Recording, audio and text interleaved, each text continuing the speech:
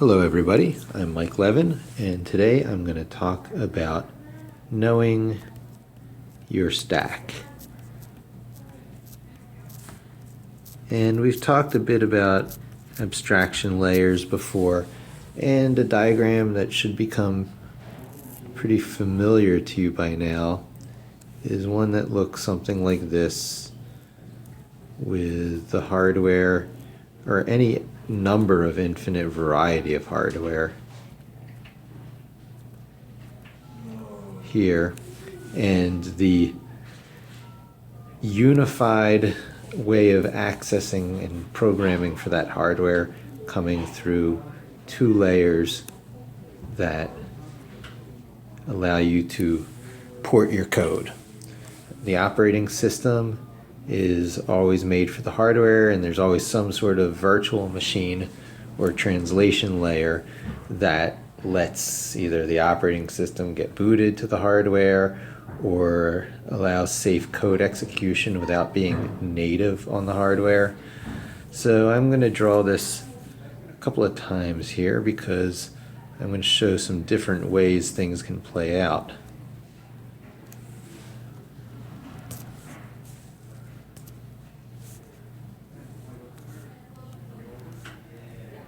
OSVM. This often is the same between different situations. And then finally a third one. And I'm going to show you three ways people code on top of the basic stack that's provided. So already it's a stack.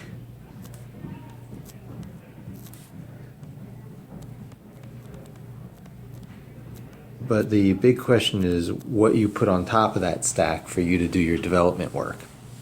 Well, in the most old school way, there wasn't a lot of things out there. And the same tools that were used to create the operating system were also used for everything else. And that was basically the C compiler.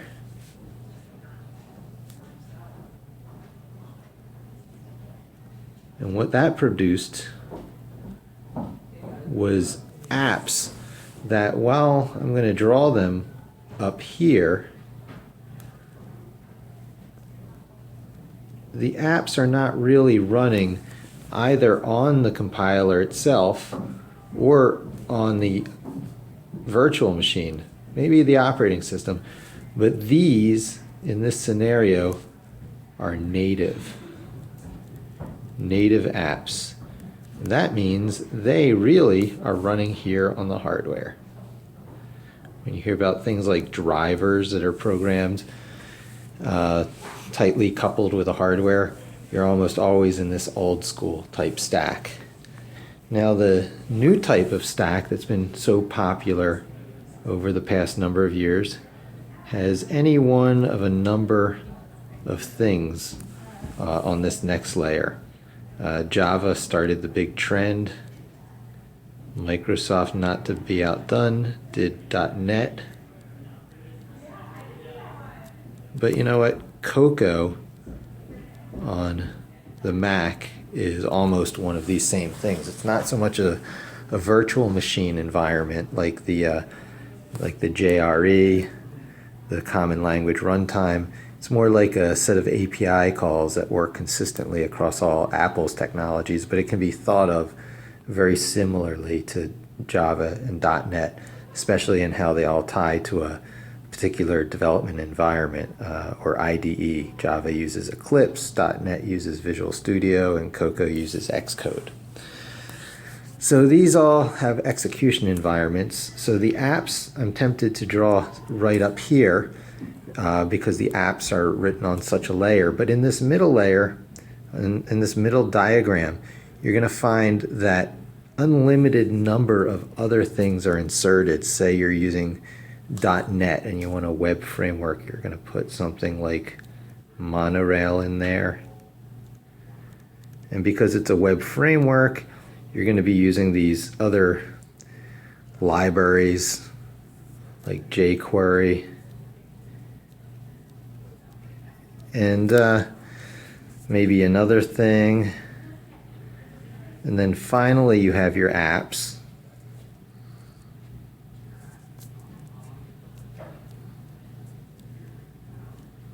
And I can still just barely draw a user standing there.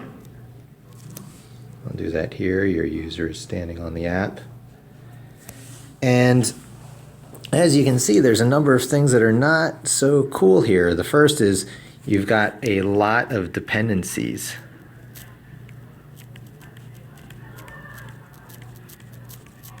Those dependencies create a type of fragility. There's also licensing issues, many more legal licensing issues because you're using so many more people's software. And then finally, this entire stack, I guess it's fairly the same thing as the dependencies and the fragility, but you are at the mercy of vendor decisions. Inevitably, something in here is going to be of a proprietary profit nature as opposed to free and open source. These days, this is completely free and open source software through something called the GNU compiler. So this route, even though it's old school, has really matured and is still in fairly mainstream use.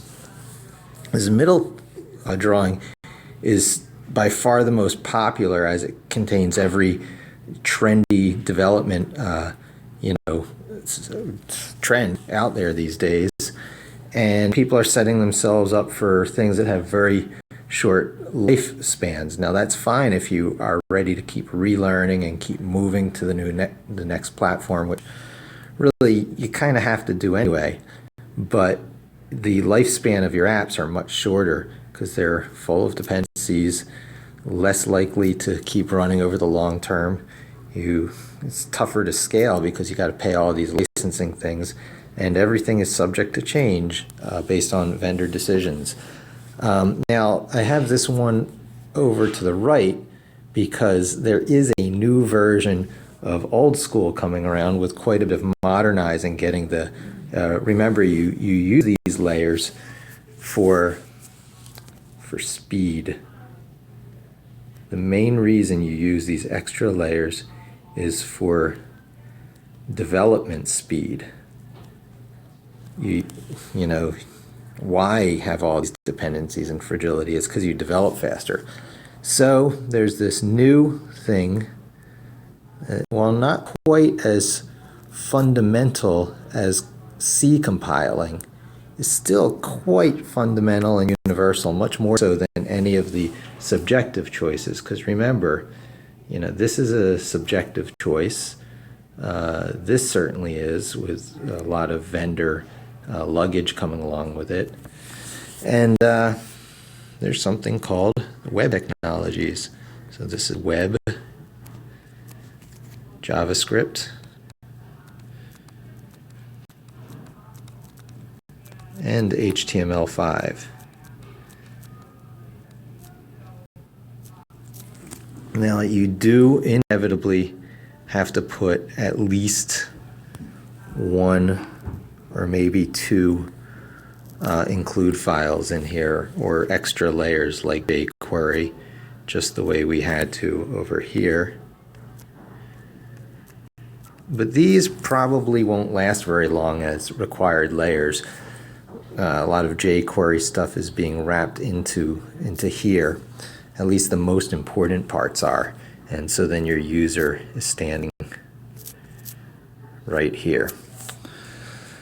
So with my technology education curriculum, you're going to need to know your stack, because I'm going to steer clear of the subjective stuff. I'm going to encourage the old school native stuff, but the problem is old school is too difficult. because of the C language. C is just too hard of a language for a casual, on the side technical person to master.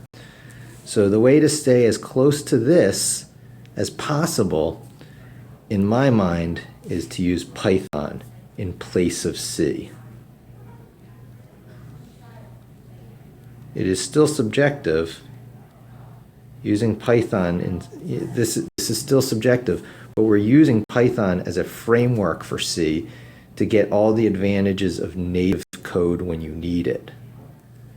Python is a hair's breadth away from the advantages of native code because you can break a Python program up and replace whatever bits you want with native C. But in the meanwhile, you can flesh things out quickly and have as short of a stack as you reasonably can in today's modern world.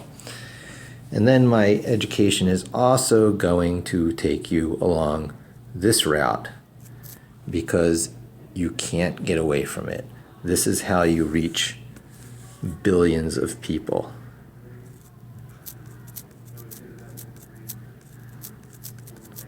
There's no other language you can write your code in so that when you deploy it, you can reach billions of potential audience. So there you have it. Knowing your stack, staying away from everything that is vendor-laden, a tall stack, and subjective choices because of the dependencies, fragility, licensing issues, and being at the whim of vendors, trying to get towards all the advantages of old school, but without ever forgetting that the world really has changed and that there's a new equivalent of the old school short stack in web technologies, but you can't focus on that alone because this is still so very important. Thank you.